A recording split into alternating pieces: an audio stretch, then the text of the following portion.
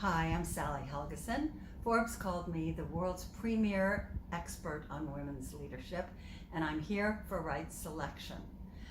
I want to give you a 1-minute leadership tip from my book co-authored with Marshall Goldsmith, How Women Rise, about the behaviors most likely to get in women's ways as they seek to move higher. One of the behaviors that's gotten a lot of notice and a lot of endorsement is expecting others to spontaneously notice and value your contributions rather than having to represent your contributions yourself.